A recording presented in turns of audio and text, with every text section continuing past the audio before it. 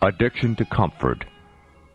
Every noble cause in truth will gain constancy and a universal identity by its adherence, determination, and devotion, and endeavor to protect it. If that cause in truth is deprived of perceptive adherents, faithful, persevering followers, it is sooner or later wiped from all memories by the hostility of its determined enemies. Just as stagnant water, which has lost the fluidity which is its life, stinks and putrefies, so too the lazy ones, abandoned to comfort and ease, will inevitably rot and be losers. Desire for comfort is the first warning alarm and sign of death.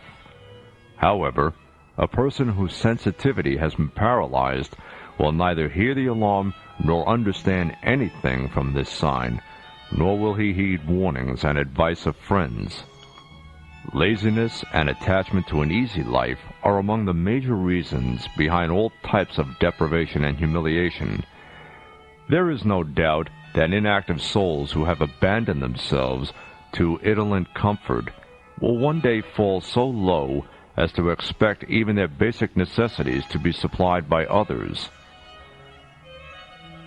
Once the extreme addiction to staying at home is added to the addiction to indolent comfort, it is certain that the front lines will be abandoned and the person will become cowardly. If this decline is not perceived and the situation is handled in terms of manliness, it is fully a deviation and something horrid. Those who have left the front for the sake of their addiction to home comforts or of gratifying their lusts have in most cases met with the opposite of their desires and even been deprived of their nice homes and lovely children. How meaningful this accusation by a mother of her commander's son, who was not able to fight courageously on an occasion when he should have. You did not fight like a man on the battlefield, so now at least sit and cry like a woman. For a human being, change and decay are usually slow and silent. Sometimes even a little heedlessness, a slight straying from the caravan, can be a cause of falling altogether, of being in loss. However, because those who have fallen see themselves as still on the same line, in the same situation, they do not even realize that they have plunged to the bottom of a deep well from a minaret-like peak. Some of those who have left the line of exertion and struggle with some sentiment of guilt, which every fugitive and truant is bound to feel, are likely to start to defend themselves and criticize their friends who go on serving their cause.